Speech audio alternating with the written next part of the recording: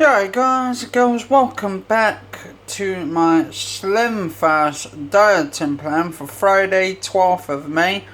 It is 7:30 right now, and this is Slimfast dieting day 495 days into my Slimfast dieting plan, and this is dinner time now, so it's my dinner. So my mum, she's just having her dinner now. She's having a cottage pie today, one of those big massive cottage pies, and she's having some bread with hers so she can dip it in the gravy and all that. And this is video log 1006 already. Jesus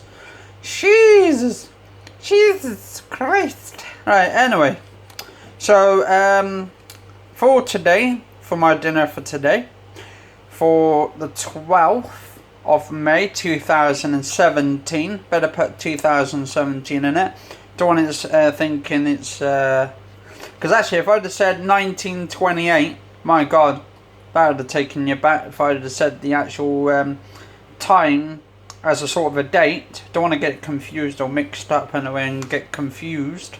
Are you confused? Anyway, so for today's dinner, this is my vegetarian chicken underneath. I've got my actual big packet of salad under there as well. This is actually a salad bowl, which I've got 500 grams in there, which cost me around about £3.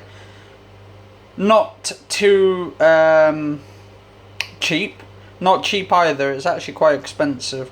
To be honest, that's what companies do. They basically for fatty foods, for high saturated fat foods, they actually put it as cheap as they can.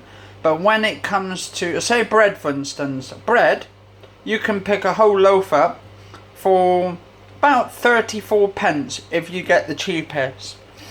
And there's a lot of sugars in it, there's a lot of saturated fats in it, and there's a lot of bad chemicals in there as well. I believe there's a lot of sweeteners and all that kind of shit. They put a lot of chemicals in there. I believe, what's it called? What's that they put in Cokes? They put in aspartame, I've heard. I don't know if they do it in the UK, but I heard they do it over in America because they're allowed to. So I'm not too sure what the regulations are in the UK, if the regulations are a bit different. But anyway, like aspartame is technically a rat poison, and it's actually, I believe it's illegal to sell it in products, food products in the UK, because it's actually a pesticide. What they used it for rats and all that, they kill rats with. But I believe in the UK they actually, I think it's illegal to sell that shit. Anyway, so getting to the point, a lot of products say high saturated foods, stuff with lots of sugar. What they should do is put a sugar tax on all these products, not fruits. Anything with fruit or anything which is healthier for you, which has got natural sugars in it, do not put a tax on it. Thing is, what the government could do is put a tax on foods which are good for you, which actually has natural sugars in it, because they could put a sugar tax in that way, and then it wouldn't benefit the people who are trying to lose weight, and it would more like just make them insecure a little bit on what to eat, what not to eat, how cheap it is, how cheap it's not, and how expensive it is and all that, if you get my drift on it. Anyway, so for my dinner today, I've got my corn chicken, which is healthy anyway. It's high in protein, low in fat, and low in saturated fats as well. And I've got my baked beans, which actually has sodium, someone told me, in them, so which is actually bad for you, but I still like eating them. Beans is good for you, it's healthy if you actually have it from the natural plants.